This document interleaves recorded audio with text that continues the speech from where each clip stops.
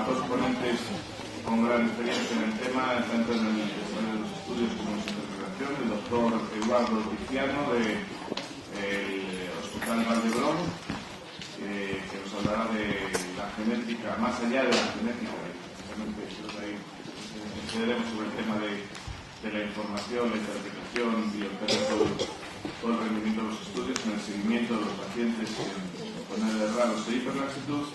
Y tenemos al doctor Enrique Galán del Hospital de Badajoz hablando de la valoración clínica y el estudio genético de pacientes con síndrome de Ehlers-Danlos. Yo creo que aquí todos somos conscientes de la importancia que tiene en estas enfermedades, tanto en el Ehlers-Danlos como en el síndrome relacionados o que entran en el diagnóstico diferencial, la perspectiva familiar. Se trata de enfermedades que en su mayoría de los casos, cuando el diagnóstico es el correcto, pues son enfermedades de presentación familiar, con posibilidad de que haya varios familiares afectados y que esto está en relación con las causas genéticas. Y en los últimos años, desde los años 50, sabemos que se ha conocido la existencia del ADN y su importancia para la transmisión de la herencia, pero hasta muy recientemente, yo podría decir que hasta los años 80 no ha empezado a despegar la genética en el ámbito clínico. Y el resultado de este retraso en conocer estas causas de las enfermedades ha llevado a que no hayamos avanzado más en su conocimiento. Y sobre todo en los últimos años, desde la primera década de este siglo, es cuando han llegado tecnologías de análisis genético que nos permiten abordar realmente el diagnóstico y avanzar rápidamente en el conocimiento. Hasta hace poco nosotros teníamos sistemas de estudio genético que se basaban en sospechar cuál podía ser la región genética afectada y hacer un análisis específico y muy costoso de un gen o de una porción de un gen o de alguna variante genética que alguien describe después de mucho esfuerzo, a veces años de esfuerzo, llega a describir que hay una causa de la enfermedad. Pero hoy sabemos que estas enfermedades tienen muchas causas diferentes, por muchos genes diferentes, que en realidad son enfermedades distintas, y en cada uno de estos genes, un gen es una porción de ADN que codifica una proteína que es una pieza de la maquinaria celular, o en este caso muchas veces una pieza, un gen codifica una de las moléculas de los muchos tipos de colágeno que tenemos en el organismo, y si la molécula es un poco distinta y esa fibra de colágeno no se comporta adecuadamente, vamos a tener la posibilidad de un problema. Entonces, conocer en estas maquinarias es como conocer en el motor de un coche cuál es el funcionamiento de cada pieza. Esa es la primera fase para poder realmente prevenir los fallos y también intentar repararlos, atacando a donde está el problema básico. Bueno, pues, como decía, en los últimos 10 años disponemos de tecnologías que se llaman Next Generation Sequencing, o secuenciación de nueva generación, que nos permiten mirar muchos genes al mismo tiempo, o el genoma completo incluso en estos momentos. Es decir, que hay más de 20.000 genes, con lo cual podemos estudiar todos los genes que se han conocido que se relacionan con estas patologías, pero al mismo tiempo también hay una parte que es la investigación. Es intentar descubrir en los porcentajes importantes todavía de casos en los que tenemos una enfermedad y no sabemos la causa, si hay causas nuevas, o sea, causas nuevas no identificadas todavía. Y todo esto yo creo que sí que está produciendo avances importantes, y en muchas de las enfermedades genéticas estamos pasando ya del diagnóstico a encontrar estrategias terapéuticas específicas que pueden facilitar la mejora de los síntomas y de la progresión de la enfermedad. Y bueno, esto es lo que yo creo que hoy nos hablarán un poco. Estas oportunidades de la genética también creo que es muy importante. Aquí hay una mayoría, yo entiendo, de pacientes. Saber que lleva tiempo estos avances y conocer la causa de la enfermedad tampoco implica que la vayamos a resolver. Y bueno, las expectativas entonces pues tienen que ser siempre prudentes, ¿no? Un estudio genético probablemente en la mayor parte de los casos hoy no va a representar una cura de la enfermedad en breve o en inmediato, pero sí que nos puede ir aclarar un poco cómo abordar los distintos problemas, conocer mejor el pronóstico, intentar entonces prevenir las complicaciones, etc. Y de esto es de lo que yo creo que nos van a hablar hoy los dos ponentes, y sin más daríamos paso al primer ponente, el doctor Eduardo Cristiano, para que nos hable de más allá de la genética. Como decía, le agradecía a Lorenzo la presentación y a ponerlos a vosotros como público en el tema, y quería además agradecer a la asociación la posibilidad de poder venir a contarles un poco cómo nosotros en un hospital como el Hospital Valdebrón vivimos la genética. Es decir, no hay un pensamiento de que genética es igual a laboratorio de genética, extracción de sangre y análisis y después recibir un informe.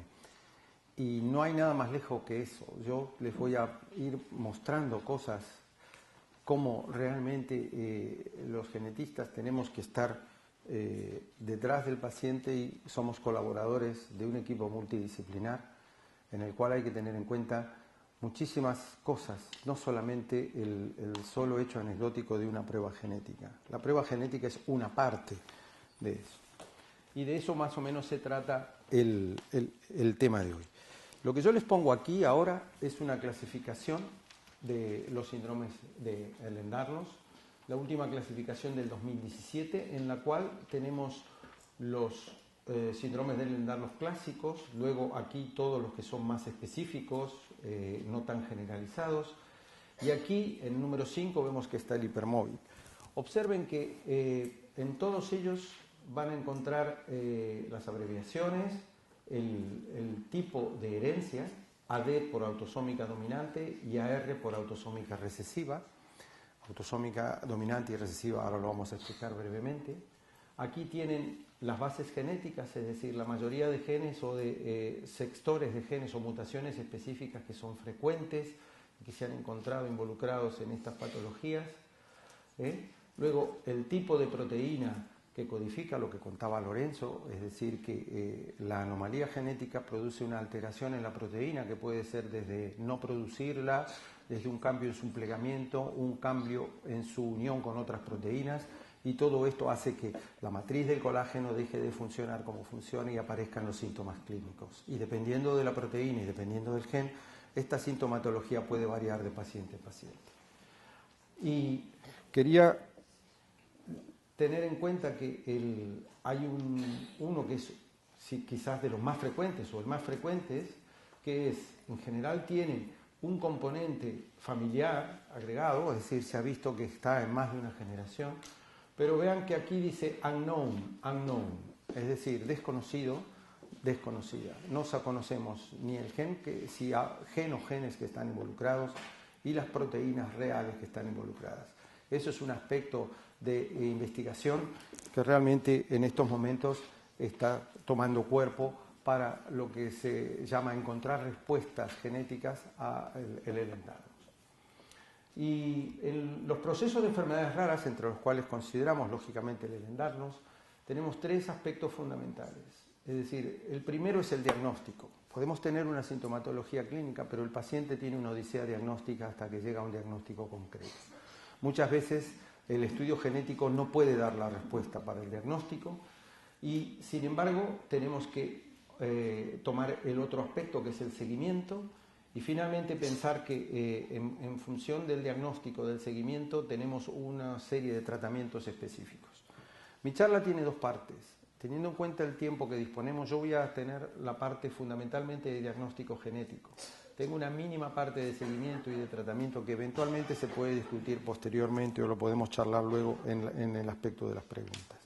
Es decir, que los tres aspectos que yo les mencionaba, vamos a hacer hincapié en el diagnóstico genético. Esto es como es la estructura genética de nuestro organismo. Tenemos en el núcleo que está en las células, tenemos la información genética. Esta información genética que heredamos de nuestros padres, de nuestra familia, es una información muy importante y todos estos genes están agrupados en estas estructuras que se ven aquí que se llaman cromosomas.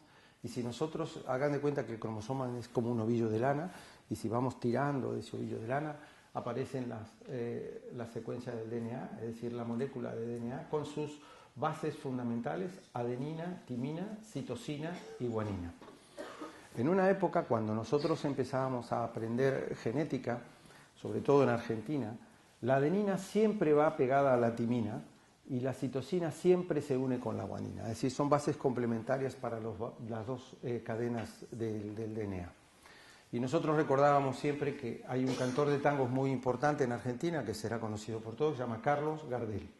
Es decir, la C siempre iba con la G. Y también tenemos otro exponente del tango que tocaba muy bien el bandoneón y que se llamaba Aníbal Troilo. Es decir, teníamos las dos alternativas para poder recordar siempre que la adenina iba con la timina y la citosina con la guanina.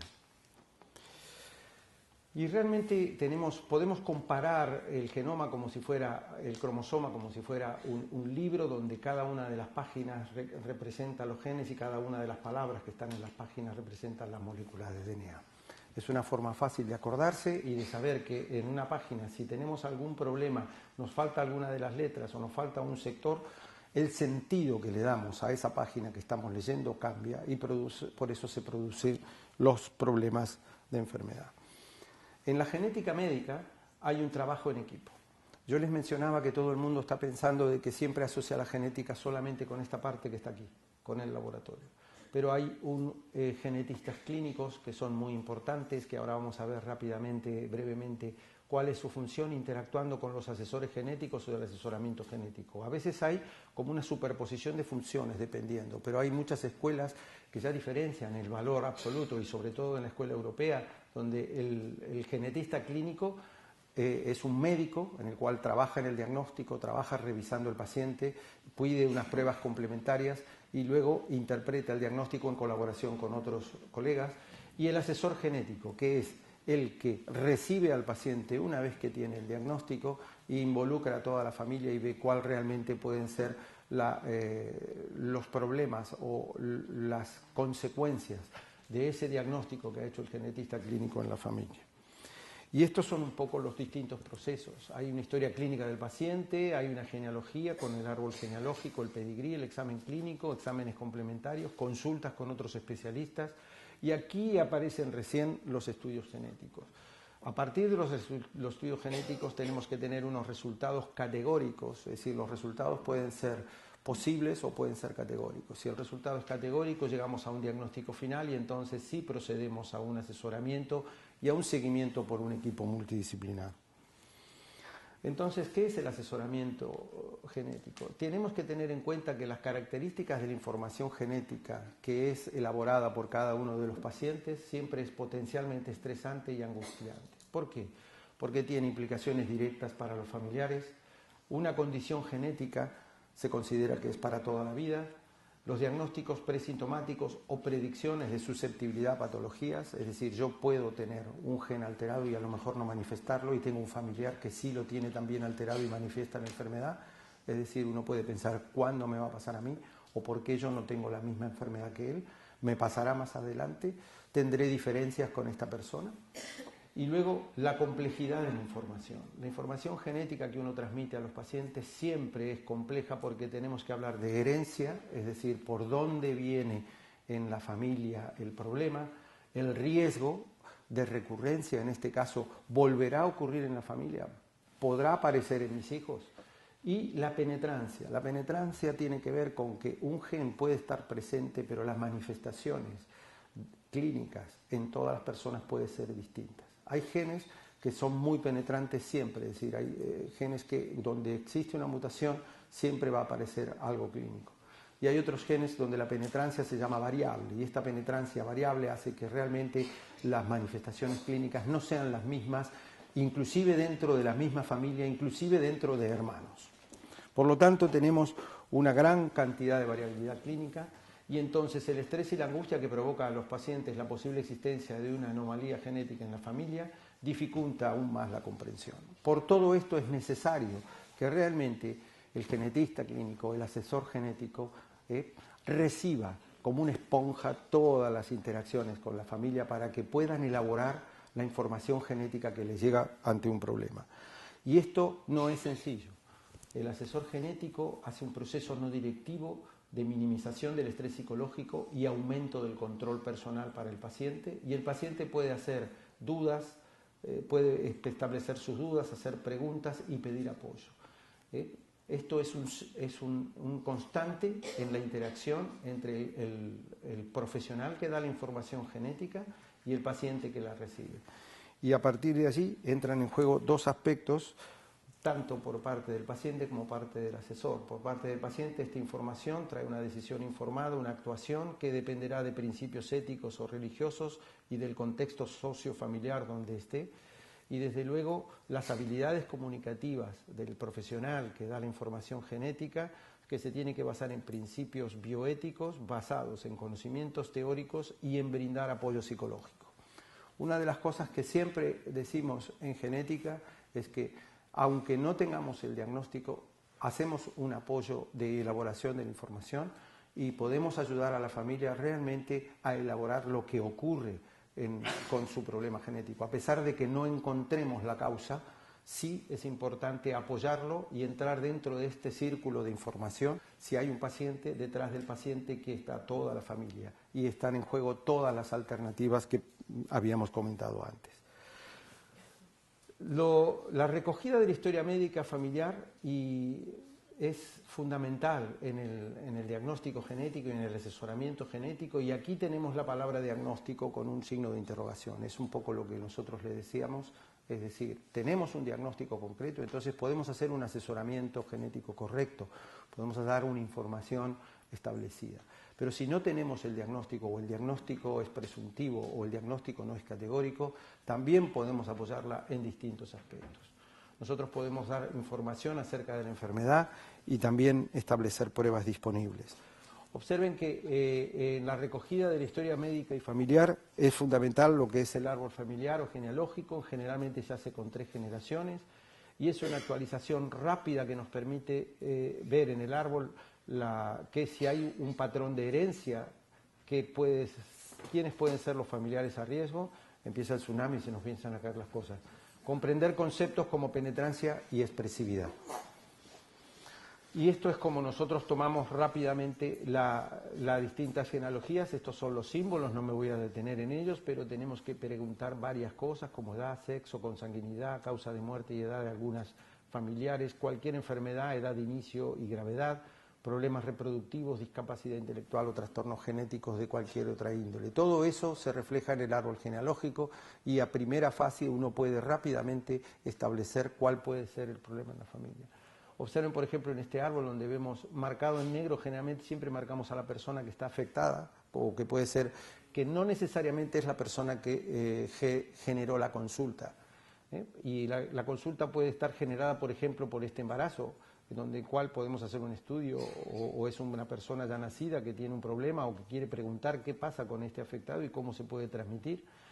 Y también tenemos que hacer el dibujo, si hay consanguinidad se ponen estas 2 líneas en vez de la línea normal, las relaciones familiares se establecen de esta manera y desde luego, como yo le comentaba, marcar con una flecha el caso índice o el probando.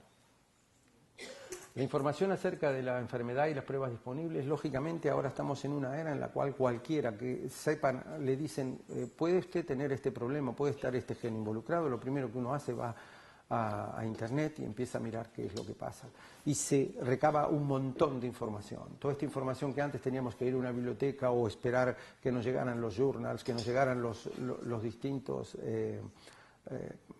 artículos científicos, ahora los tenemos al alcance de la mano y en 5 minutos el paciente sabe más que cualquiera de nosotros que lo tiene delante. Entonces el paciente cuando viene a la consulta viene con una carga intelectual, por así decirlo, de información sobre su problema que es muy superior al del profesional que lógicamente no está capacitado para tener todo esto al día. Entonces hay un montón de preguntas que se relacionan y lo más importante con esto es dar transparencia y honestidad de la información.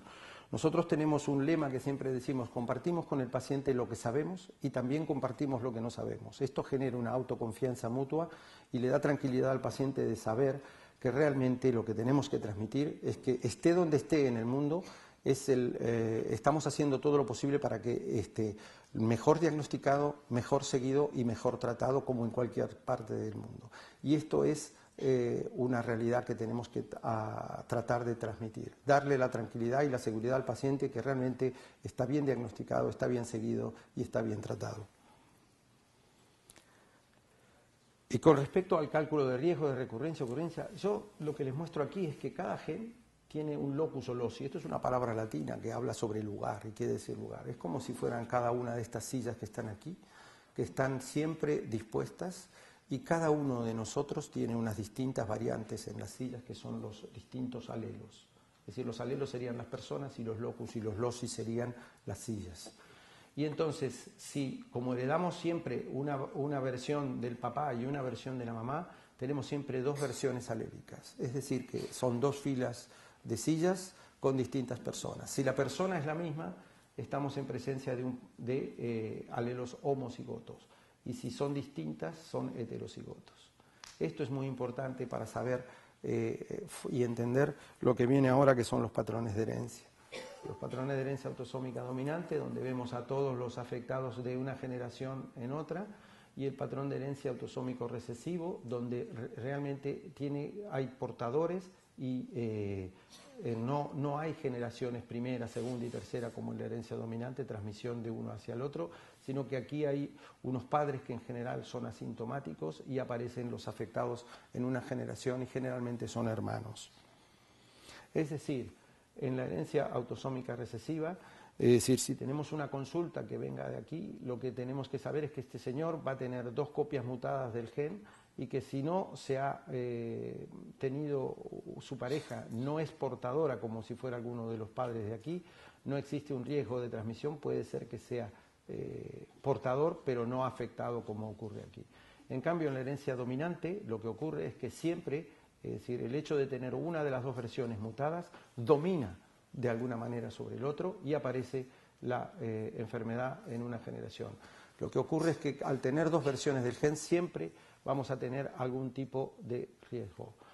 Vamos a ver, en el patrón de herencia autosómica dominante tenemos dos personas. Fíjense que aquí estos genes son los normales y aquí hay un gen alterado y otro gen normal. Cuando el gen está alterado puede transmitir o el malo o el bueno. Esto nos da el 50% de riesgo de transmisión. Y como estos genes en general no están ubicados en los cromosomas que definen el género, es decir, el sexo de una persona, no están ni en el X ni en el Y, son autosómicos, y entonces no tiene diferencia y es indistinto el género del progenitor que puede estar afectado y indistinto el género de los hijos que puedan estar afectados. Lo importante es que hay un 50% de riesgo de transmisión y eso ocurre en muchos de los síndromes de Lerner, los que tienen realmente patrón de herencia autosómico dominante.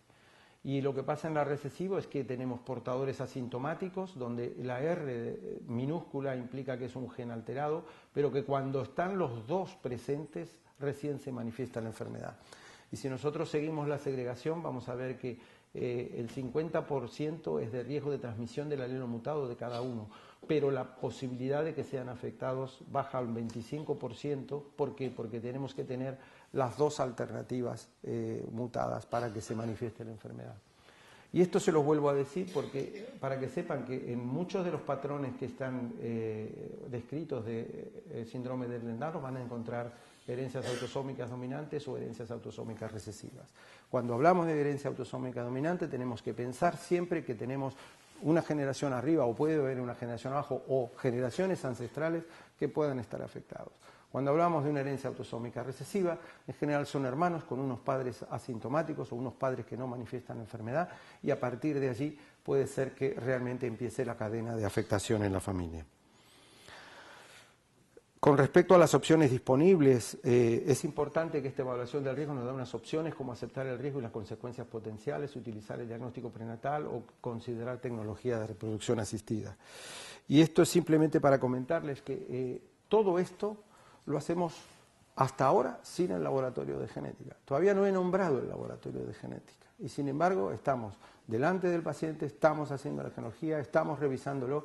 Y esto es para mostrarles a vosotros cómo vamos en aumento. Esto es del año 2016, pero ahora en el 2018 estamos en las 5.000 visitas anuales, con un equipo de genetistas clínicos y de asesores que realmente yo estoy muy orgulloso de poder realmente coordinarlos. Son muy trabajadores y sabemos que tenemos que pelear para este tipo de asistencia sin tener la especialidad reconocida en España. España es uno de los pocos países donde la especialidad de genética no está reconocida. Es decir, trabajar en estas condiciones buscando este tipo de respuesta con respecto a la parte asistencial, es muy duro, pero también es muy motivante y es muy vocacional por parte de todos ellos. Y entonces ahí sí, con todo esto yo decido o decidimos en común acuerdo con el paciente de realizar una prueba genética. Y cuando digo un común acuerdo con el paciente es porque tenemos que darle mucha información. Y ahora vamos a ver qué información hay que dar de la prueba genética. La prueba genética no es una prueba de azúcar en sangre, que uno le saca sangre, tengo el azúcar y a las 2 horas ya tengo el resultado en el laboratorio. O me puedo pinchar el dedo, como ocurre con los diabéticos, y enseguida sé la cantidad de glucosa que tengo. Es muchísimo más complejo y en realidad tenemos que utilizar, dependiendo del problema que se trate, podemos hacer un estudio citogenético, podemos hacer un estudio de citogenética molecular, también conocido como arrays de hibridación genómica comparativa, donde vamos a ver realmente si hay deleciones o duplicaciones grandes, y si no, la propia genética molecular. Como había contado Lorenzo, esta genética molecular se basaba fundamentalmente en una cuestión de que a partir del cariotipo, podíamos empezar con el cariotipo aquí, donde tenemos la planta primera, luego en la planta baja tenemos la unidad de arrays y en la planta superior tenemos la planta de estudios moleculares con secuenciación capilar y secuenciación masiva. Como vemos, un laboratorio de genética integral tiene que tener todo esto, pero no basta solo con el laboratorio. También tenemos que tener el equipo humano que les había mostrado en la diapositiva anterior para trabajar conjuntamente. Y entonces podemos ir, dependiendo del problema, desde lo más básico, ver qué pasa con los libros de las estanterías que yo les había comparado con los cromosomas, los distintos capítulos que tienen que ver con el array de SGH, donde se ve realmente si faltan o sobran pedazos de material genético, para ir directamente a la secuenciación. La secuenciación directamente son las frases, donde dice hay pan sin sal con ajo. Es decir, aquí tenemos que encontrar siempre un sentido a todas las frases para poder leer la página siguiente. Donde existe cualquier alteración en este sentido, aparece un cambio en lo que significa este mensaje. Análisis que se han hecho en nuestro laboratorio y cómo poco a poco estamos disminuyendo la cantidad de pruebas que se envían afuera. Pero esto es imposible no evitarlo, porque en un hospital como el nuestro tenemos un montón de especialidades y un montón de demandas de estudios genéticos que muchas veces no podemos llevar a cabo en un solo laboratorio, porque para todo esto es muy importante la especialización. Así que simplemente comentarles que esto, es decir, depende no solo de la capacidad que tiene el propio laboratorio y del equipo médico para poder hacerlo, sino también de la confianza que generamos en los colegas y en los colaboradores para que nos envíen los estudios para realizar. Son todos pacientes del hospital. Nosotros en general no recibimos estudios de fuera, sino que tenemos esta demanda interna. Algunos estudios de afuera lo hacemos con fines de investigación o con fines de colaboración. Este es el equipo donde encontramos también gente clínica y gente del laboratorio. Y la importancia de secuenciar el ADN es que el orden que llevamos estas secuencias de las bases adenina, timina, se recuerdan Aníbal Troilo y Carlos Gardel, que lo forman, el orden que llevamos es el que dicta, junto con el efecto del medio ambiente, lo que somos y lo que seremos. Y los cambios en esas bases pueden producir enfermedades heredadas, que son genéticas, o también adquiridas con base genética. Por ejemplo, muchos cánceres dependen de mutaciones que ocurren en algunos genes que en un determinado momento están bien y después mutan. Estas mutaciones no ocurren en línea germinal muchas veces y no la vamos a transmitir, pero sí ocurre, por ejemplo, en una célula, por ejemplo, en una célula del hígado o en una célula sanguínea, y a partir de allí todas las células que van a seguir produciéndose a partir de la primera que tiene la mutación son las que van a estar alteradas y la que puede producir una enfermedad como por ejemplo el cáncer. Y explicarles que tenemos mutaciones que pueden ser iguales, que pueden ser diferentes dependiendo lo que cambien en la proteína, es decir, y también mutaciones sin sentido, es decir, que ayudan a cambiar la frase o a cortar la frase. Por ejemplo, si nosotros necesitamos hay pan con ajo para realmente tener la proteína funcional, si tenemos una mutación sin sentido, a lo mejor aquí nos va a detener y será hay pan con, y no sabemos qué más va a seguir. Cuando es no sinónima, en vez de decir hay pan con ajo, va a decir hay pan con una K o con otro tipo de letra que va a cambiar el significado. Y así nosotros sabemos que podemos realmente hacerlo tradicionalmente con un método que es estudiar cada gen por separado, hasta la versión actual donde realmente estudiamos todos los genes por la secuenciación masiva para leer la información, digo yo, de la enciclopedia entera. Y aquí, con esta enciclopedia entera, es decir, tenemos dos problemas. El primero es que esto genera mucha información. Y entonces, cuando tenemos mucha información, es más difícil manejarla, elaborarla y fundamentalmente interpretarla. Entonces, es ventajoso porque tenemos mucha información, pero también la tenemos que hablar. Y aquí tenemos, por ejemplo, las alternativas, como pueden ser todo el genoma. Podemos estudiar todo el genoma, podemos estudiar paneles específicos o aquí en el medio entrar en lo que actualmente estamos haciendo en la mayoría de los casos, que es el exoma, que son las partes, secuenciación exclusiva de la parte codificante del genoma. Y esto es el 1 o el 2% del genoma. Es decir, nosotros tenemos 3.000 millones de pares de bases y estos 3.000 millones de pares de bases no son todos genes, muchos son reguladores, muchas son zonas repetitivas, muchas son zonas que sirven para establecer lo que se llama actividad o inactividad de los genes, y sin embargo hay una parte que es muy pequeña, que es del 1 al 2%. Y a pesar de todo, a pesar de ser del 1 al 2%, obtenemos un montón de información porque contiene prácticamente el 85% de mutaciones relacionadas con enfermedades genéticas.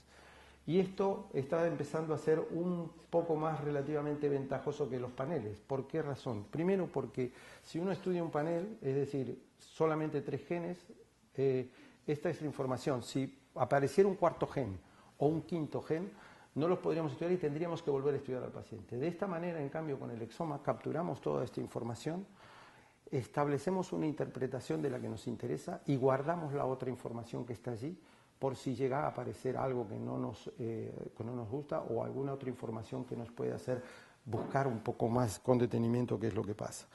Y esto es la mayor parte de ecuaciones codificantes del genoma humano, que son más o menos unos 200.000 exones. Estamos hablando de 5.000, 6.000, 7.000 genes, secuenciados y analizados en un solo experimento. Y aquí está lo que yo le decía, que los paneles son más económicos, pero se pueden actualizar, pero si se amplía hay que repetir, no se puede reanalizar. En cambio, en el exoma es una patología, es muy importante para patología con mucha heterogeneidad genética. Está la posibilidad de ampliar si se describen nuevos genes, porque esta información ya la tenemos. Y entramos en un nuevo concepto que es la dismorfología reversa, que son nuevas correlaciones genotipo-fenotipo. Muchas veces tenemos un cuadro clínico y pensamos que hay un gen involucrado y resulta que después nos sale otro gen mutado. Y a partir de ese gen mutado nos volvemos para atrás en el paciente y vamos a mirar que este paciente tiene algunos aspectos que pueden superponerse con el síndrome que pensábamos. Así que yo creo que esto es una herramienta que nos está ayudando muchísimo a terminar de caracterizar los cuadros clínicos de los pacientes y que es una tarea realmente conjunta, colaborativa entre el laboratorio y la clínica para poder establecer realmente cuáles son las causas categóricas de la enfermedad genética. Pero aquí va lo más importante que decíamos. ¿Qué consideración hay que hacer cada vez que vamos a empezar a pedir un estudio genético? Informar qué se va a analizar. Es decir, decirle al paciente que esto está limitado al conocimiento actual, que hoy por hoy sabemos esto, que a lo mejor dentro de 6 meses sabemos otra cosa. Informar de qué variantes se van a reportar. Informar de la utilidad de la tecnología, es decir, cuál es el éxito diagnóstico. Muchas veces las expectativas de los pacientes dicen, yo me hago un estudio genético y seguro que algo van a encontrar. Y es importante el consentimiento informado. ¿Por qué? Porque nosotros tenemos que dar toda esta información. Me gustaría saber si los que se han hecho estudios genéticos, ¿cuántos han firmado consentimientos informados de los que están aquí? Siri, ¿cuántos se han hecho estudios genéticos?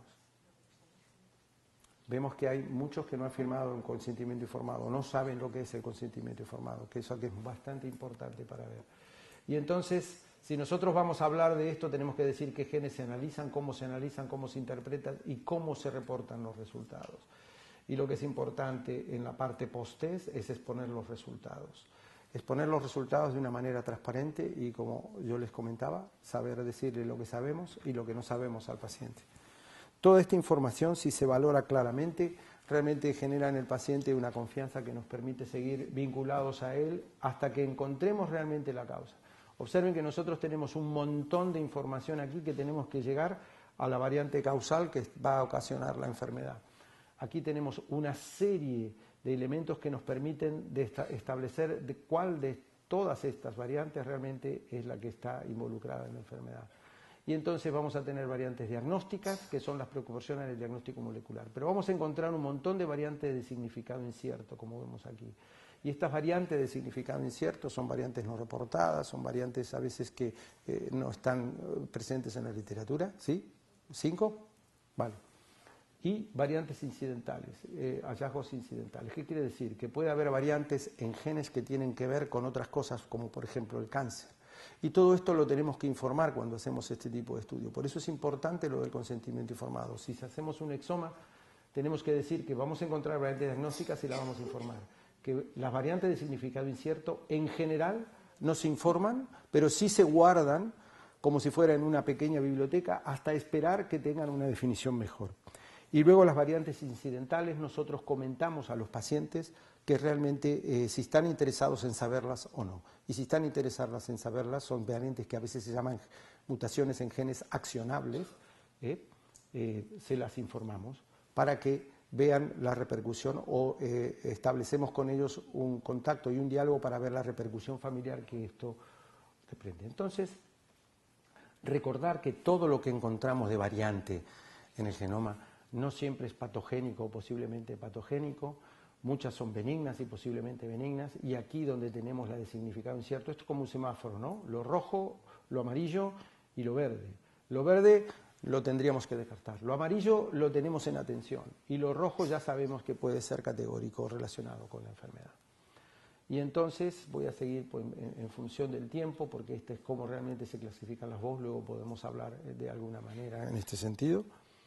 Y lo más importante es que no solamente nos basamos en un detalle o en un tipo de mutación y ya está, no, tenemos que hacer varias cosas. Por ejemplo, estudiamos la frecuencia poblacional, si hay casos reportados en la literatura, si está conservada en la evolución, es decir, si biológicamente este cambio realmente afecta a otras especies. La cosegregación en la familia, esto es muy importante para terminar de ver. ¿Por qué? Porque si tenemos una variante que pensamos que es la causante de la enfermedad y la encontramos en una persona que es totalmente asintomática, tenemos que empezar a valorar que a lo mejor esta no es la variante y que tenemos que buscar en otra. Pero no siempre es así, pero esto es muy importante. Por eso muchas veces, después de hacer un estudio de un caso índice, no tenemos una información concreta y sí tenemos que citar a otros familiares directos para poder establecer la cosegregación. También se pueden hacer estudios funcionales para saber realmente si ese cambio, cómo afecta a la célula, cómo afecta el RNA, cómo afecta a la proteína.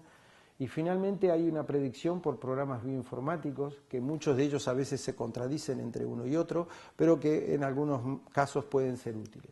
Así que aquí tenemos toda una cantidad de herramientas que nos permiten establecer cuál puede ser el valor de una de las variantes que nosotros encontremos aquí. Lo que vamos a encontrar que prácticamente la mitad de las variantes que encontremos serán de significado incierto. Es decir, tenemos casi un 50% en nuestro genoma de variantes de significado incierto, una gran posibilidad de benignas y muy poquitas que pueden ser patogénicas. Y a veces esas patogénicas se manifiestan o no se manifiestan. Por eso mismo aquí pueden estar los hallazgos incidentales que comentaba que eran muy importantes para tener en cuenta. Es decir, todo esto va de la parte de que a partir de los familiares, del asesoramiento genético, en el paciente tenemos un diagnóstico clínico, el consentimiento informado, el estudio genético y la interpretación de resultados. Y a partir de lo que encontremos, que puede ser una variante patogénica o posiblemente patogénica, confirmaremos el diagnóstico y volveremos a la familia. Pero si es una variante benigna, posiblemente benigna, incidental, mutación accionable, todo esto también vuelve al asesoramiento genético, a pesar de que no tengamos claramente una confirmación diagnóstica. Por lo tanto, vemos que todo es una serie de actos y de hechos que están encadenados entre sí y que nos permiten tener, por ejemplo, como yo les muestro aquí, este equipo de trabajo donde realmente discutimos cada una de las variantes con distintos personas profesionales, entre los cuales están los genetistas clínicos, la gente del laboratorio, los asesores genéticos, los biólogos moleculares, los bioinformáticos y todos los especialistas que estén involucrados en esa patología. ¿Cuál puede ser entonces, y ya termino, hablando de la información básica del genoma como parte integral de la salud del individuo con aplicaciones a nivel poblacional? ¿Qué es a lo que vamos? Posiblemente en poco tiempo tendremos el genoma de cada uno de nosotros a un precio realmente razonable y lo podremos tener inclusive en un pendrive con bastante capacidad para poder llevárselo al médico y decirle, miren, es decir, este es mi genoma. Ahora, ¿qué vamos a hacer con ese genoma?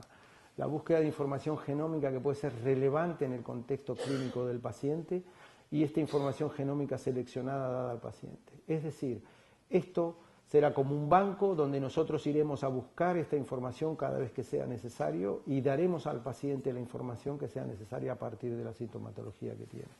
Esto es posiblemente cómo se va a aplicar el genoma en la salud pública en distintas circunstancias. Técnicamente está mucho más cerca que éticamente. Éticamente tenemos que discutir todavía muchísimos aspectos relacionados con todo esto. Y además recordar que los estudios de secuenciación masiva no son la panacea. Muchas veces hay posibles omisiones de patología molecular o funcional. Hay expansiones, hay variantes que no de copia que no se interpretan, puede haber pseudogenes o genes altamente homólogos, rearreglos estructurales o aspectos reguladores de los genes que no se captan con la secuenciación masiva. Eso explica que muchas veces, a pesar de hacer un estudio de secuenciación masiva, el resultado sea negativo. Todavía tenemos mucho que aprender técnicamente para esto, pero evidentemente que estamos en un gran adelanto y en una gran ayuda. Simplemente terminar diciendo que ante un rasgo fenotípico, ¿por qué es importante interrogar y examinar a los familiares? Porque realmente esto puede parecer que el rasgo está presente en todos los familiares, pero hay que estudiar la familia, no solo el paciente. Y decirles que la genética no siempre es una cosa individual y siempre tenemos que pensar que nos parecemos a nuestros padres. Esta es exactamente la resultante de la genética de estas dos personas, con este niño en el cual vemos que las rayas horizontales y las rayas verticales son parte de lo mismo. Bien, yo creo que ya estoy en el tiempo y les agradezco mucho la atención. Es un placer trabajar con el grupo de esta asociación. Dar las gracias a Rocío, que fue en contacto conmigo, de mi tierra, por estar aquí. Y por otra parte les pido también a la vez disculpas. Me hubiera gustado estar más tiempo, la agenda a veces ocupada y también la familia pues no te deja estar como quisiera, ¿no? Verán ustedes que dos pediatras de origen, mi amigo y colega Eduardo, están metidos con la genética clínica. Él dirige un servicio de genética de los más importantes del sistema público de salud español. Curiosamente también otro argentino y amigo de ambos también dirige el Hospital de la Paz, el doctor Lapuncina, el Servicio de Genética de la Paz. Vean ustedes los argentinos cómo se han metido en el país, los pediatras argentinos, a meterse sobre la genética y a enseñarnos genética también a los españoles, ¿no? Bueno, también aprovecho antes de empezar brevemente un poco, siempre vamos todos igual. Por desgracia, no tenemos festival de genética en España. Estamos todos peleando y llevamos ya muchos años los que hacemos genética, gran parte vinimos de la pediatría, tuvimos que salir siempre fuera para formarnos, sobre todo los genetistas clínicos, ¿no? El hablar el segundo tiene una ventaja y un inconveniente. Mi amigo Eduardo, hemos intentado no pisarnos, la charla, repetiremos lo mismo con diferentes palabras. Yo quizás un poco más por la parte clínica. Yo voy a contarles a ustedes simplemente qué hacemos cuando llega un paciente a genética clínica, enfocándolo al grupo de los pacientes, orientarlos con la problemática. Las ventajas que tenemos hoy día, que con los grandes avances que ya comentó el moderador, mi colega Lorenzo Monserrat, y también Eduardo, con los avances que ha habido con la secuenciación masiva, que nos ayuda muchísimo y nos complica a la vez la vida muchísimo. Esperemos que en los próximos tiempos nos compliquen menos y nos ayuden mucho más, ¿no? Yo estoy seguro que sí. Como les decía Eduardo al principio, pues el hacer un estudio genético no consiste, eso me costó mucho tiempo a mí en mi hospital, en mi complejo hospitalario, enseñarlo a mis colegas que no hacían genética, que creían que hacer un estudio genético era hacer un análisis de genética, y no es eso, es ver al paciente. Ver al paciente, que es lo primero que tenemos que enfrentarnos, y por tanto hay que realizar, como les digo ahí, pues una historia clínica general y siempre ordenada, y en genética clínica ustedes verán que nosotros usamos mucho el término dismorfología, y ahora hablaremos brevemente de lo que hace la dismorfología. Por supuesto, una exploración clínica general ordenada y destinada a la búsqueda de rasgos dismórficos, que los comentaremos también de pasada, y a realizar una serie de exámenes complementarios que nos van a ayudar para hacer el diagnóstico. Eso es lo que el clínico hacemos siempre en genética y cómo debemos actuar para empezar a trabajar. Ya ha comentado Eduardo lo que es siempre el árbol familiar, el pedigrí, el árbol genealógico, como quieran llamarlo. Ya saben, bueno, pues es siempre nosotros empezamos una historia clínica, pues como es lógico, con una filiación, preguntando por los familiares. Hacemos el árbol familiar de 3 o 4 generaciones, que ya como les ha comentado Eduardo, pues es un diagrama con una serie de símbolos y signos aceptados internacionalmente, que muchas veces quien no los conozca pues es complejo.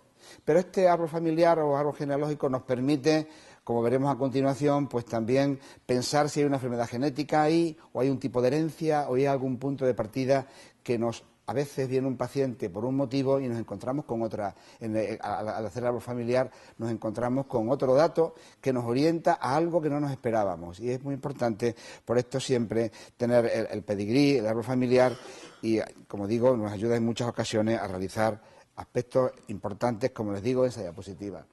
En la genealogía, el árbol familiar, nos podemos encontrar con unos antecedentes positivos que nos ponga en algo que es de origen genético o no, y que tiene un tipo de herencia clásica mendeliana o no, pero también puede informarnos que no hay antecedentes y en algunos datos en el árbol familiar también, como puede ser la edad materna elevada, edad paterna elevada, la presencia de consanguinidad, de parentesco, que nos indica que puede haber un tipo de herencia, la presencia de abortos de repetición o chicos muertos en periodos muy tempranos de la vida, o la ingesta de ciertos fármacos durante la gestación, que hay que tenerlo siempre en cuenta, porque en algunas ocasiones hay que tener presente que los agentes ambientales, y no hay que olvidarlo, y lo comentaré de pasada después en la exploración física, los agentes ambientales en muchas ocasiones o en algunas ocasiones producen ciertos efectos en el niño que estuvo expuesto en ese embrión durante la gestación, que imitan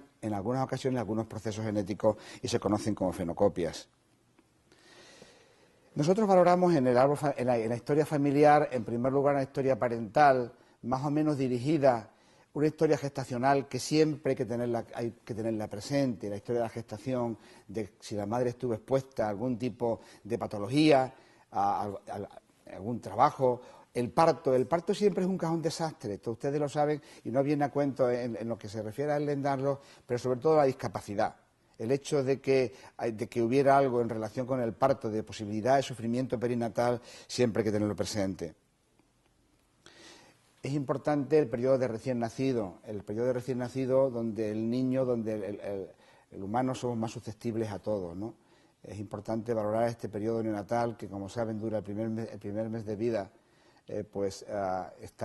valorar no solamente pues, problemas infecciosos, alimentación, etcétera, etcétera, donde hay que también siempre, en muchas ocasiones, pues tener signos de alerta que a veces pues, nos ponen en el punto de partida de orientar en alguna ocasión un diagnóstico. Por supuesto, la historia evolutiva del paciente, la salud general, el crecimiento, el desarrollo, la conducta, el aprendizaje, el comportamiento, todo esto es importante para que nosotros, no solamente, como veremos después con la exploración física, también nos ayudan a veces a sospechar o orientar un diagnóstico.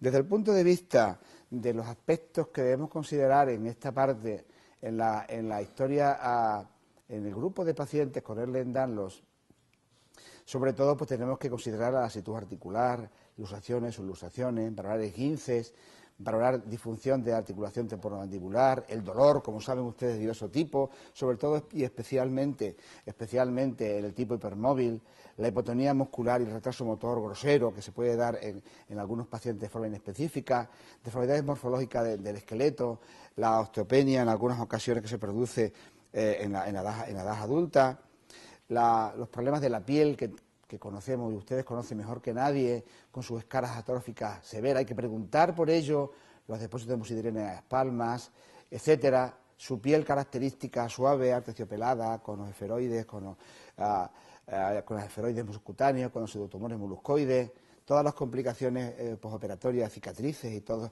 estas circunstancias en relación con la piel, las perforaciones, cuántas veces nos encontramos pacientes que en la historia clínica, y eso lo hemos vivido en los hospitales, a pacientes que ante un sondaje, sin estar diagnosticado de una víscera, de un órgano hueco, pues hay una perforación gástrica o una perforación vesical, etcétera.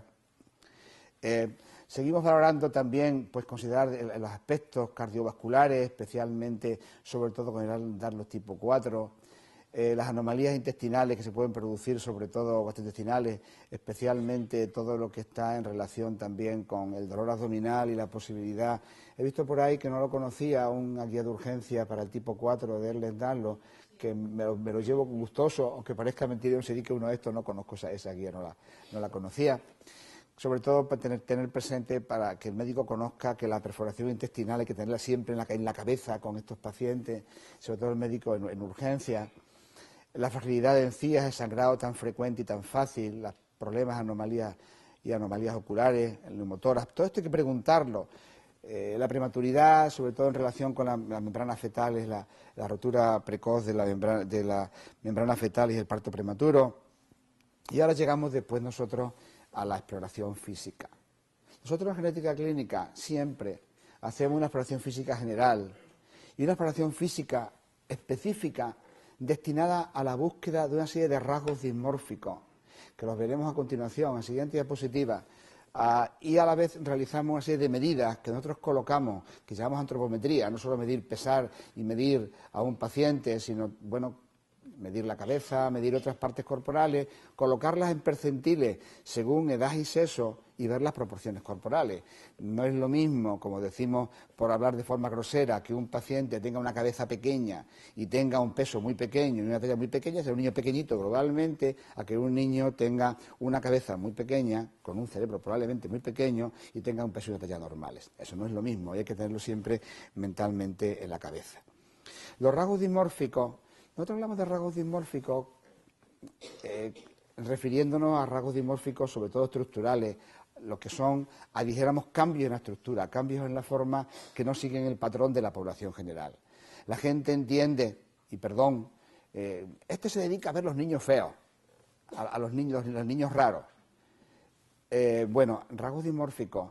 Nosotros somos, como digo, una serie de rasgos que a nosotros nos ayudan mucho en genética clínica, ya que nos van a orientar sobre todo en el diagnóstico, punto 1. En segundo, nos van a orientar en la posibilidad de realizar una serie de exámenes dirigidos, complementarios, en este caso genéticos, para poder realizar el diagnóstico. Y también muchas veces nos orientan en cómo estos rasgos dimórficos pueden contribuir a explicarnos cómo se produjo esa enfermedad y ayudarnos a dar, como ha hablado mi amigo Eduardo posteriormente, de un asesoramiento genético. En la exploración a los pacientes con Ehlers-Danlos, nosotros tenemos que ver estos rasgos dimórficos, estos rasgos característicos que sobre todo tienen algunos pacientes con el tipo 4, porque realmente nuestros chicos, sobre todo nosotros en genética clínica, yo veo pediatría, pero también veía adultos. Ahora veo menos adultos porque no había nadie que hiciera genética clínica en mi comunidad. Ahora hay un grupo de enfermedades raras en mi comunidad y puedo pasar los pacientes adultos, pasárselos a ellos. No es que me importe, pero yo primariamente soy pediatra y tengo, como es lógico, más experiencia en pediatría. Por ese motivo, pero también hace muchos años he estado viendo enfermos adultos desde el punto de vista genético. Bueno, les decía, los rasgos faciales, nosotros vamos a ver sobre todo en nuestros chicos, que especialmente con el tipo 4, pues una cara grácil, con una piel transparente, con unas escaras claras escaras anormales en la piel de la frente, con unas escleras azuladas, etcétera. Hay que buscarlo a veces con una nariz fina, unos labios delgados, el signo clásico de Gorlin que te indica pues la lasitud encima de la nariz, ver el sangrado de encías, ver el globo ocular prominente con las córneas delgadas y transparentes, etcétera, etcétera, ¿no? La ausencia de anillo labial, característico de algunos tipos, como saben ustedes, de Ehlers-Danlos, valorar, por supuesto, la piel, nuestra piel. Yo cuando les explico a los estudiantes míos, nosotros en la Universidad Española no tenemos en medicina, en el currículum, y yo dirijo un departamento muy grande en mi universidad, Ciencia Biomédica, donde están todas las asignaturas médicas, aparte de pediatría. Y hemos tenido una asignatura de enfermedades raras que cuando llegó Bolonia nos la quitaron y he prometido que volverá a estar y por lo menos pelearemos para que esté, porque es muy importante formar a nuestros médicos jóvenes que conozcan la patología de enfermedades raras, sobre todo que la mayor parte, como saben de sobra, es genética. Valorar la piel, pues a veces no es fácil, porque conocemos esta piel característica. Yo hace años atrás pues les explicaba a los alumnos cómo estos pacientes, algunos veíamos con la piel, cómo se cubrían del tórax, cómo se cubrían casi la cara, ¿no? Sí es cierto que valorar la lasitud articular es más fácil. Ahí, bueno, pues tenemos algunas diapos de algunos pacientes. Vemos clásicamente, esta es una chica que además tuvo una perforación vesical, tiene una intervención de una hernia umbilical. Vemos la lasitud clásica de la piel hiperdistensible, frecuente. Esto no funciona así. Las escaras pues atróficas en papel de fumar, los hematomas fáciles, como ven ustedes, muy característicos de estos pacientes. El signo de Cassidy-Gorlin, no gigantero, el signo pulgar muñeca o signo de Steinberg, las escaras en papel de fumar, las cicatrices en papel de fumar clásica, un paciente con un tipo 4, con su labio fino, con su escleras se ven mal, pero bueno, ojos prominentes y una piel muy delgada en la mano que parece un chico mucho más mayor de lo que realmente corresponde, un envejecimiento de esa piel. Y en este momento, desde el punto de vista clínico, hago una parada por reclamar. Hemos visto el gran avance que estamos teniendo con la genética molecular. Yo, desde el punto de vista del médico de genética clínica, insisto en que lo fundamental en el proceso de valoración genética de un paciente son dos aspectos. En el proceso de asesoramiento genético, lo principal son la historia familiar y personal y la exploración clínico-diagnóstica. Es lo fundamental. Desde luego, sigo insistiendo, a pesar de los avances, y si la genética no se dirige por la clínica, esto no funciona. La molecular ha sido el gran avance que nos ha ayudado y nos está ayudando muchísimo a comprender mucho que no sabíamos, como ya se ha puesto aquí hoy. Eso por una parte. Por otra parte,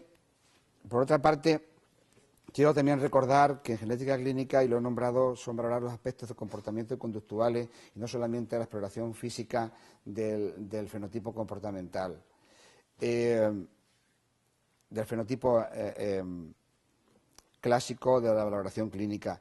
Les decía, cuando estaba viendo la diapositiva con la valoración de la piel, que era más difícil porque no podemos cuantificarla de una forma muy determinada. Saben de sobra que tenemos una escala de Beighton para valorar la hiperlasitud articular, que nos es muy útil, ya que, como bien conocen de sobra, pues nosotros podemos valorar una puntuación, y siempre que esta puntuación, considerando 5 aspectos: la hiperlasitud, la hiperextensión del codo de más de 10 grados, la posición del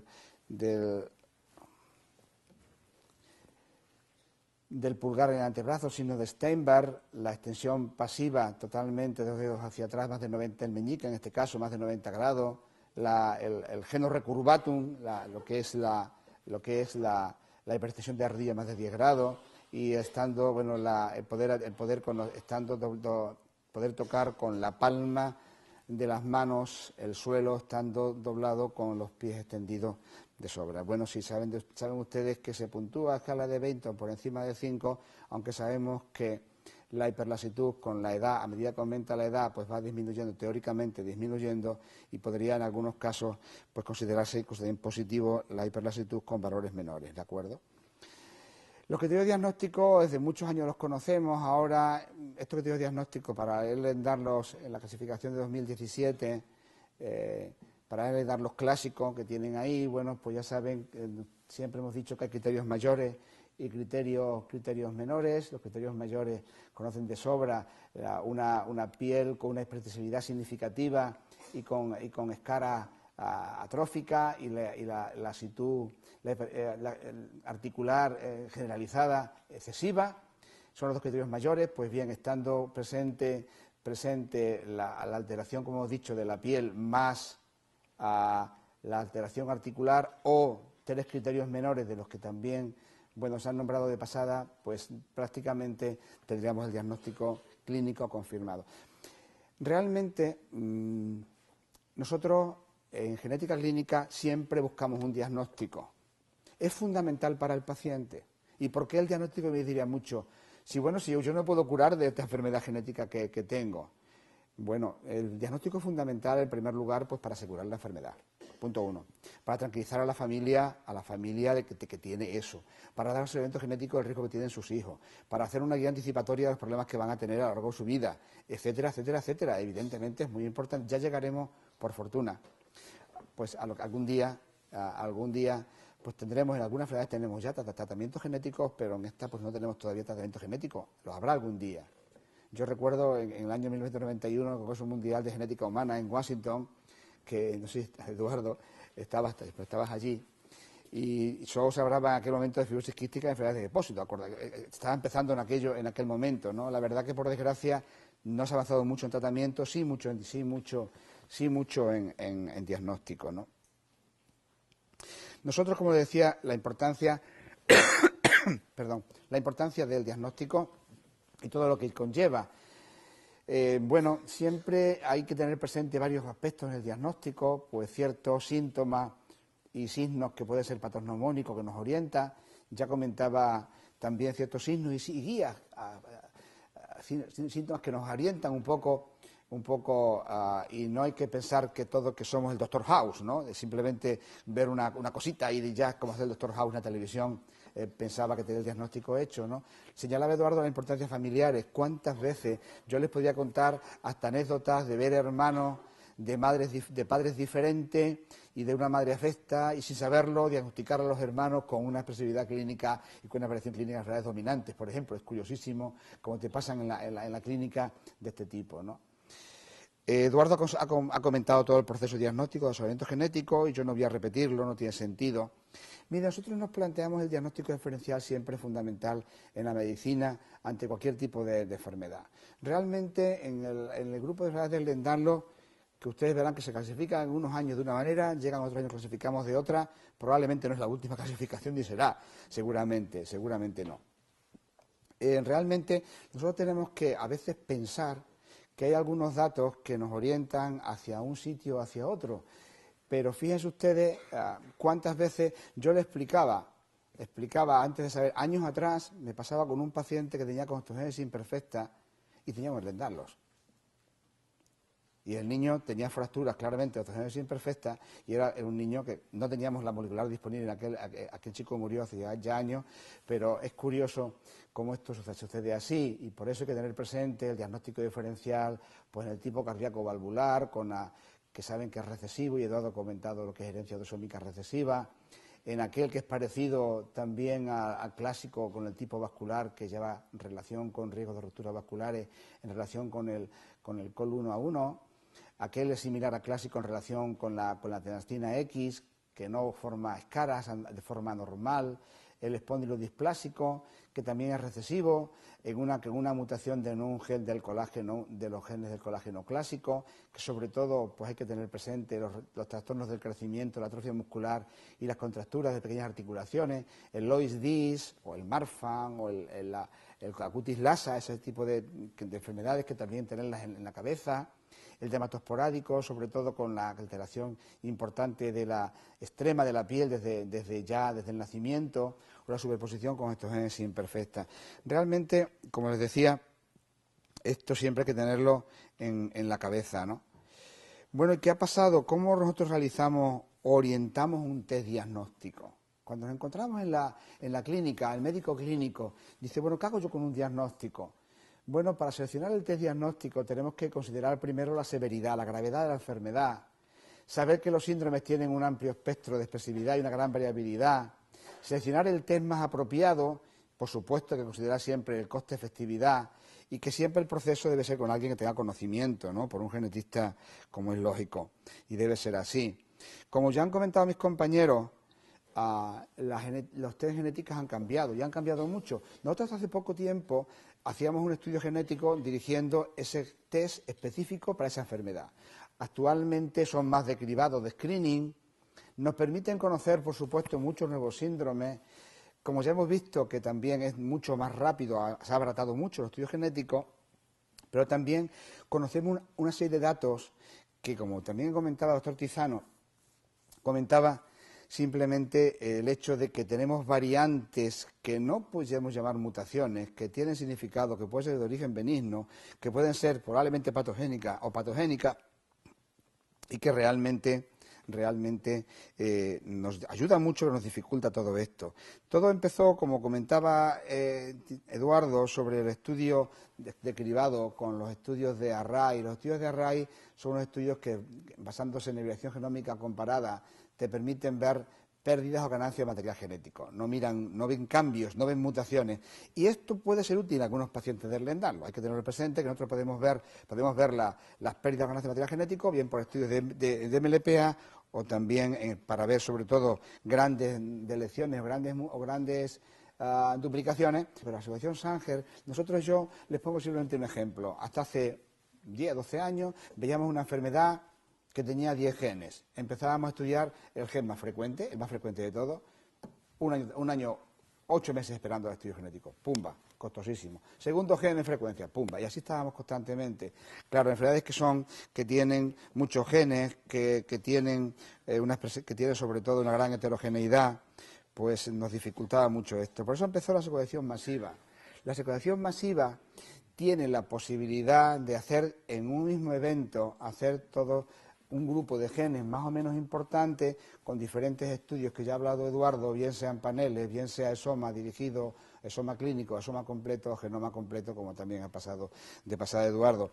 Pero recordar que habitualmente, y no es el sitio para comentarlo, pues tenemos que saber que con secuenciación masiva, habitualmente siempre vas a detectar lo que hacías por la secuenciación convencional de Sanger más algo más.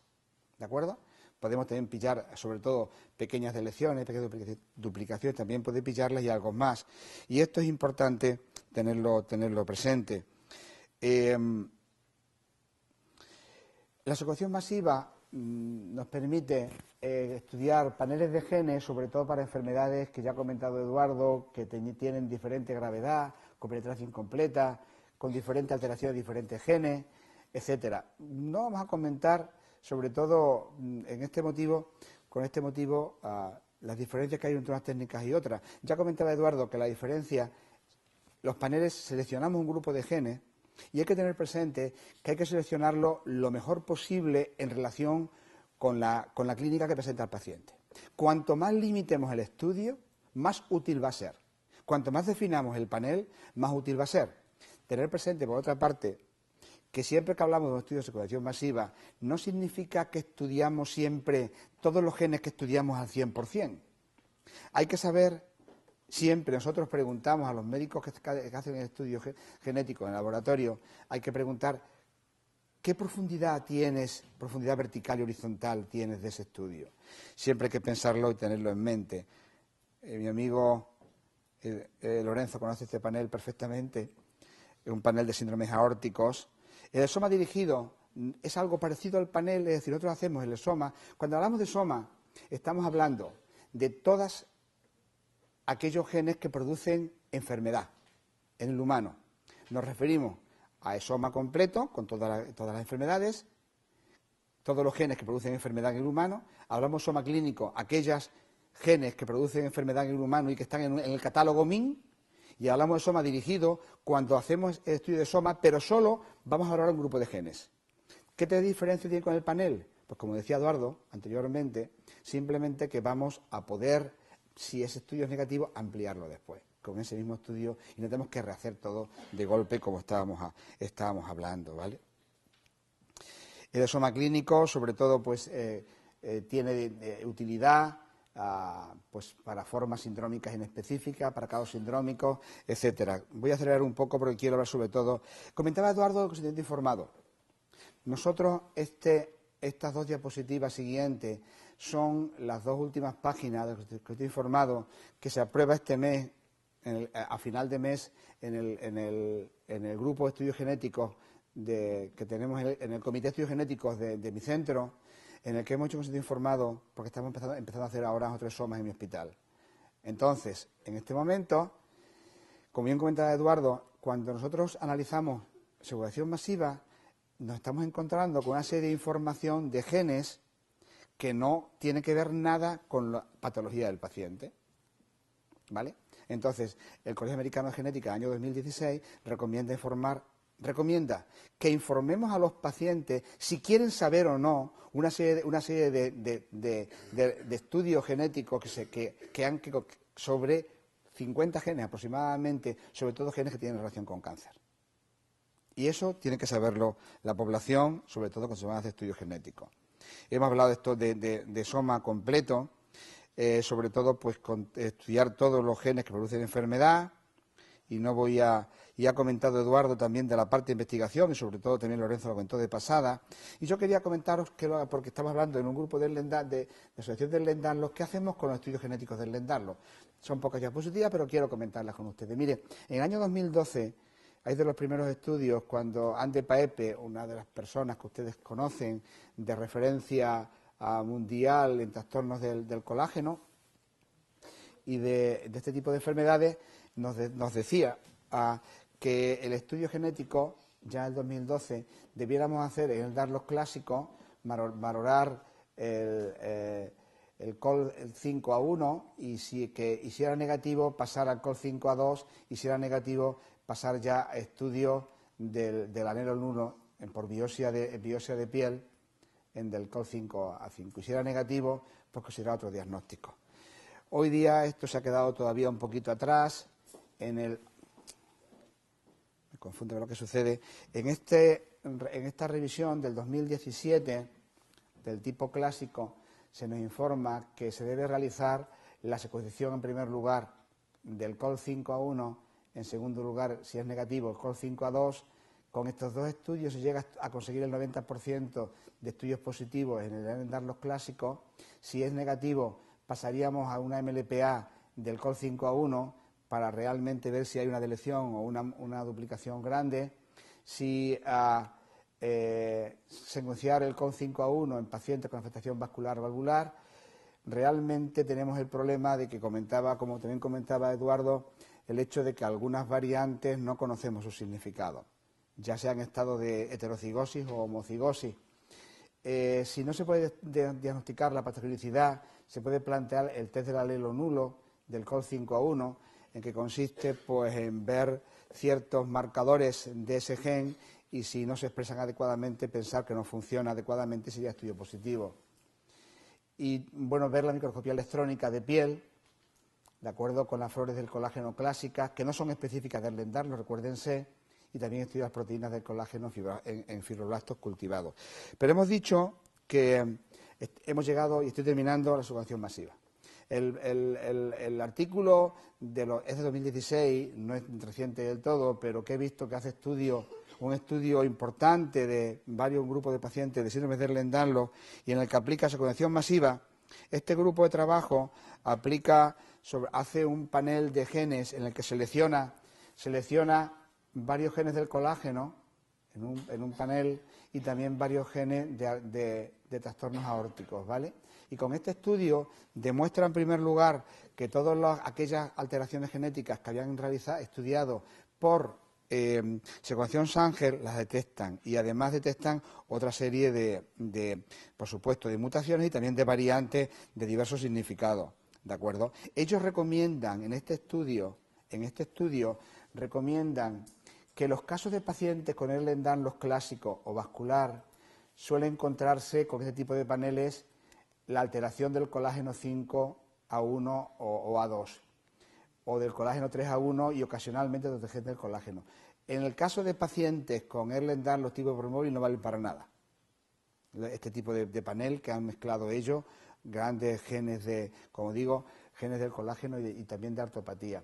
Los casos de anomalía del tejido conectivo que tienen sobre todo una historia familiar positiva, sobre todo si hay complicaciones vasculares o hábito marfanoide, parece que encontramos que sí vamos a encontrar posibilidad que sea informativo este tipo de paneles.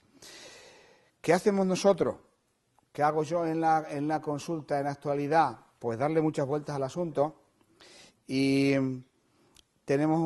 nosotros en mi hospital aún no tenemos, como digo, estamos montando estudios de Soma y estamos, pues, hace muy poquito dirigimos gran parte de estos estudios fuera a otros laboratorios de referencia, ¿no?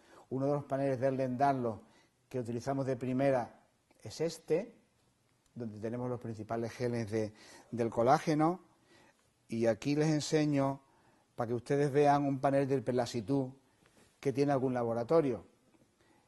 Como ven ustedes, un poco despropósito, el gran grupo de genes que tenemos ahí. Y también les enseño, ya les enseñé antes, otro panel de síndromes aórticos que también enseño de otra casa comercial, con los que también trabajamos, aparte de que enseñé el primero. Termino comentándoles varias consideraciones, diciéndoles que el estudio genético en el síndrome de Ehlers-Danlos, adecuado a los conocimientos actuales, es algo más complejo. Ya nos gustaría a nosotros tener una relación exacta genotipo-fenotipo, es decir, saber que una alteración genética indica siempre lo mismo en el mismo paciente con una relación fenotipo. Saber que la evaluación clínica es fundamental y debe dirigir estudios genéticos, que los avances moleculares van por delante de la clínica y aún falta comprender algunos aspectos, que siempre los que dan el consejo genético necesitan una formación adecuada o formar parte de un grupo multidisciplinario, y debemos olvidar los aspectos clásicos del asesoramiento genético para adaptarlo a los conocimientos actuales, porque hoy día no siempre el mismo síndrome tiene el mismo riesgo para toda la familia. Muy bien, pues muchas gracias y con esto termino mi presentación. En realidad, ¿qué hace? Misma mutación compatible con diferentes enfermedades, no descartar. Luego dice, misma mutación con penetrancia completamente diferente. Y luego bases de datos para comparar sintomatología. Entonces, yo creo que el enfoque aquí es que efectivamente las manifestaciones clínicas pueden ser diferentes por una misma mutación. Cuando las manifestaciones son totalmente diferentes, una de las cosas que nosotros vemos en la genética es que también hay que pensar que a lo mejor ni siquiera la mutación es la causa de la enfermedad. Entonces, si nosotros encontramos una variante que tiene manifestaciones totalmente diferentes, o que tienes gente de edad avanzada totalmente sana, una de las cosas que es posible es que esa variante pues necesite algo más para expresarse, no sea suficiente. La otra posibilidad es que haya que no sea ni siquiera la causa de la enfermedad y que tengamos un falso positivo. Pero yo creo que la respuesta a esta pregunta realmente es que para cada caso hay que individualizarlo, ¿no? O sea, realmente el estudio genético, yo creo que lo has dicho, es que hay que tomar la historia de la familia, la mutación específica, todo el conocimiento disponible, analizarlo con detalle, y por eso se necesita realmente grupos muy expertos para hacer estudio genético. No se trata de tener un aparato para secuenciar y sacar el panel de variantes y decir esta variante que hemos encontrado va a ser la causa de la enfermedad y luego intentar que las dos cosas encajen. Y yo quería comentar que a veces no es solo una variante, hay más de una variante.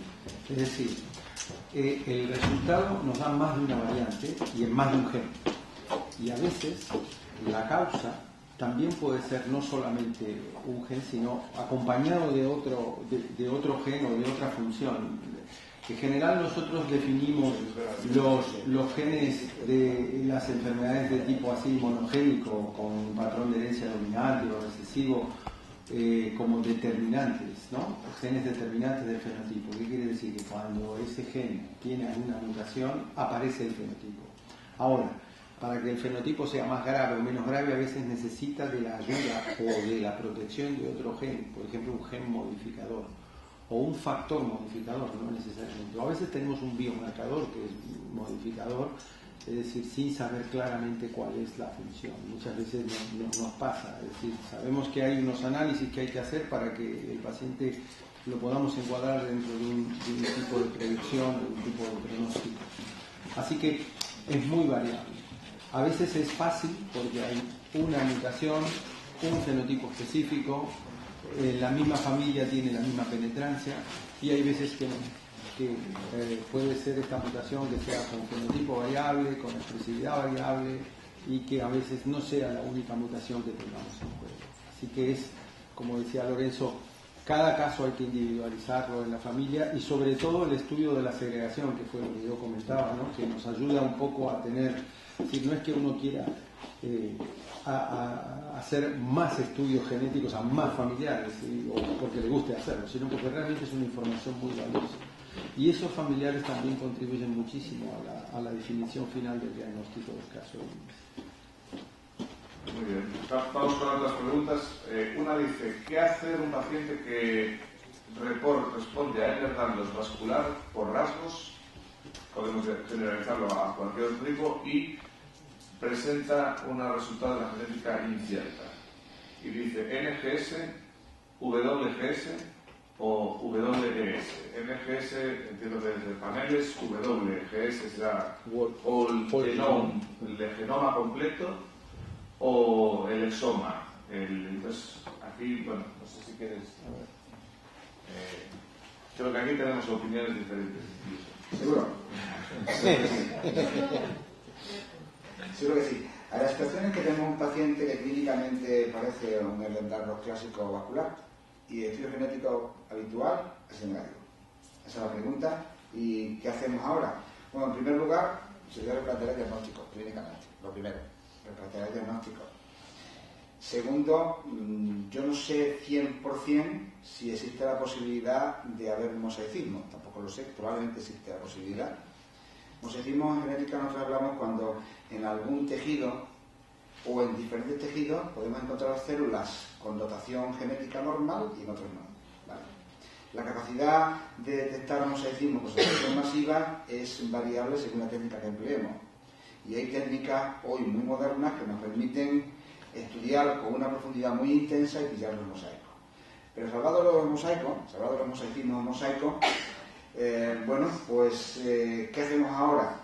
Como yo les explicaba, o como yo les comentaba, y también han comentado de pasada mis profesores, al principio, bueno, cuanto más ampliemos el estudio, más vamos a conocer, pero más dificultades vamos a tener en interpretar la situación.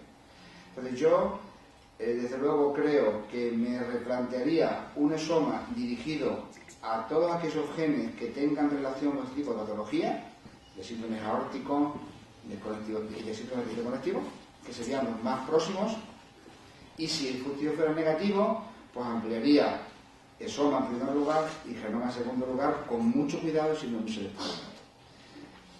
Pasar directamente, otro podría responder, yo pasaría directamente, Enrique, en vez de un panel selectivo como estás indicando, a un estudio de exoma completo, y después dirigirlo, o seleccionarlo, exoma dirigido, y luego ampliarlo.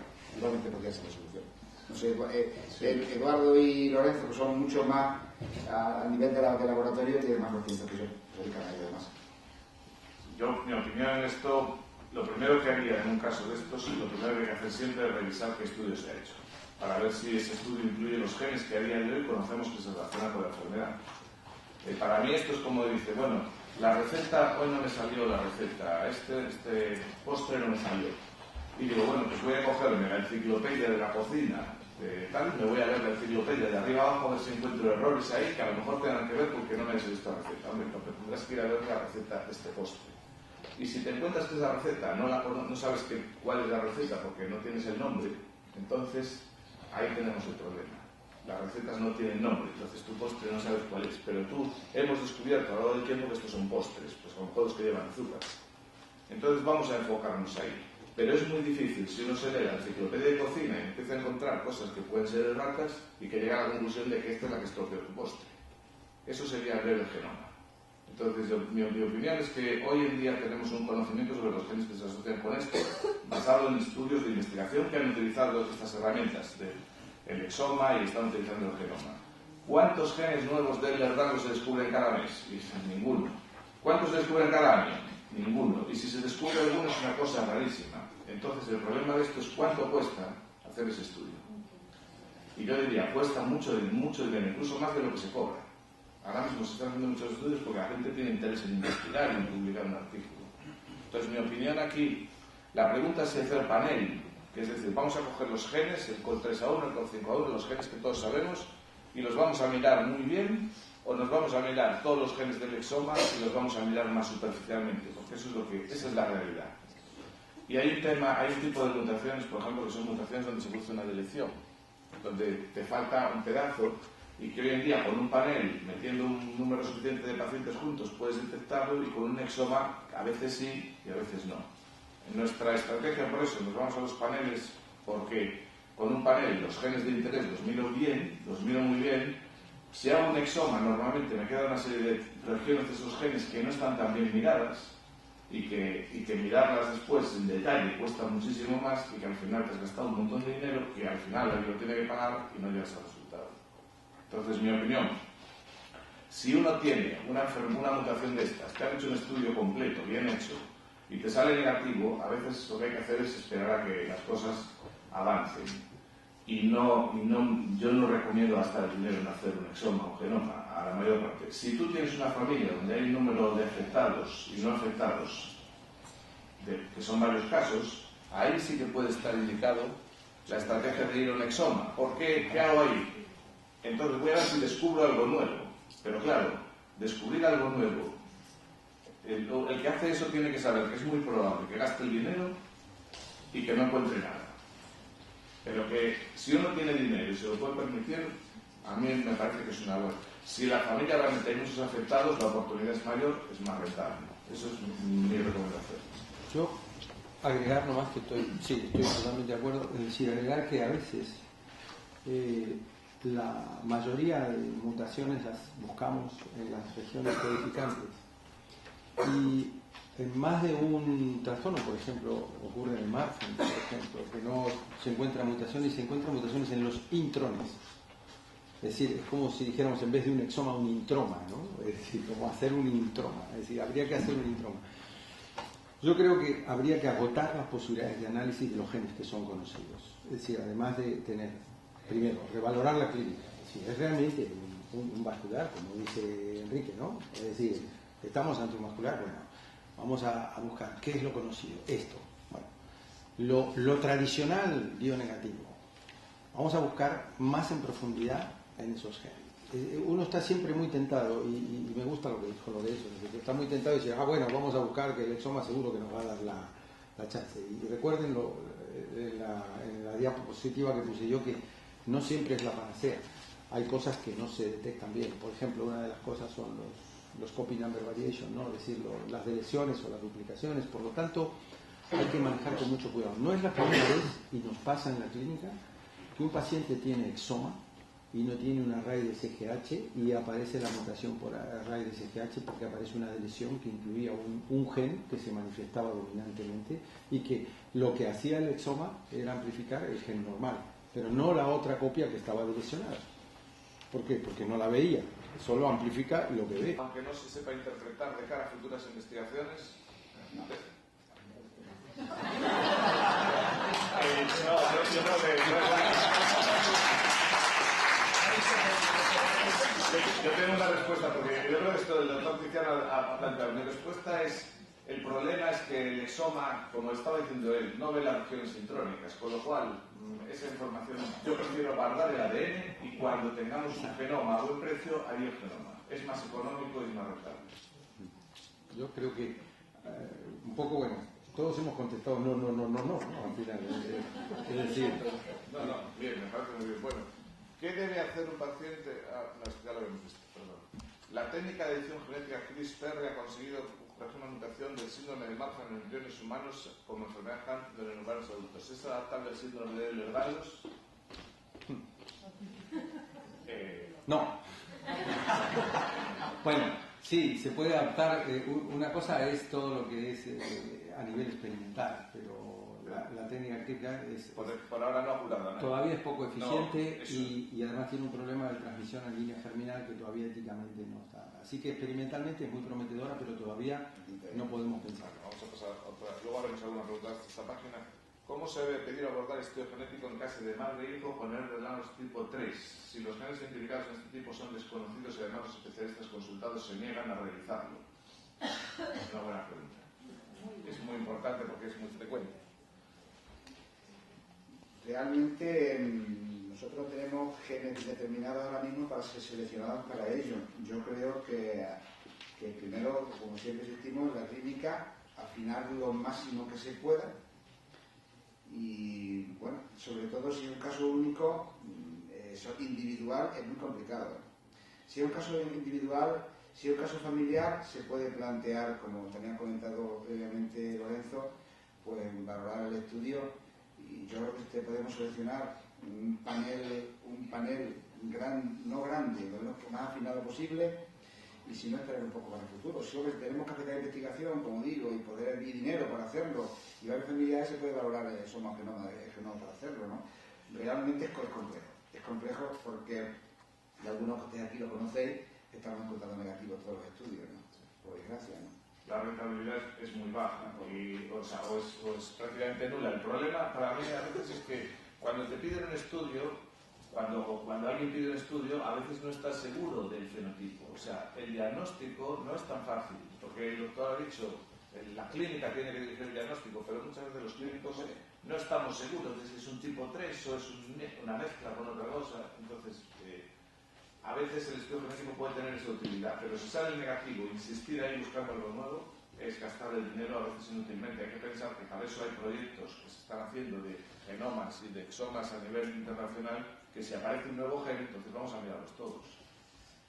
De las ocasiones, tanto los genetistas como médicos de otras especialidades no conocen mucho la enfermedad, como del síndrome de Lertasos, con mucho la hiperlaxitud, la escala de Beighton no se queda corta, es una forma de descartarnos y tampoco tienen en cuenta otras articulaciones de nuestro cuerpo que pueden ser las afectadas. O sea, yo creo que esta pregunta, que si la entiendo bien, habla un poco del problema de que los médicos no conocemos la enfermedad y no la evaluamos correctamente. No sé si la pregunta es ¿qué podemos hacer? No, la he hecho yo. Es simplemente los genetistas te van echando para atrás porque tú nada más que conocen la enfermedad, no te lo Beighton. Entonces los genetistas te van echando para atrás. Intentas explicarles que las terceras y cuartas generaciones de la familia es donde está dándose los casos, pero les han estudiado, no, como ya han empezado a estudiar a una persona, ya no quieren estudiar a otra, están esperando a ver qué pasa con esta, ¿no? Entonces, ¿Y eres otra pregunta? todo es el método Beighton. Si a mí las rodillas no se me van, ahí ya no tengo puntos, pero puede ser que se me vayan las caderas, ¿por qué no me las cuentan? Yo lo veo corto y es una forma de descartarnos tanto los genetistas como los demás médicos. Y no intentan buscar otra causa. Pero hay muchos engaños. Pero evidentemente nosotros consideramos la escala de Beighton, pero vamos, yo le digo lo que he visto toda mi vida, que aunque la escala de Beighton no sea negativa, tiene hipermovilidad o tiene positivo, no andamos con más cuentas, no andamos con más líos, o sea que no consideramos, no somos estrictos con eso. Y lo que yo he visto, y lo que yo hago, he visto en mi vida, a mis compañeros. No, pero el Beighton se puede utilizar como una herramienta más o un complemento más de la valoración clínica, pero no es la única.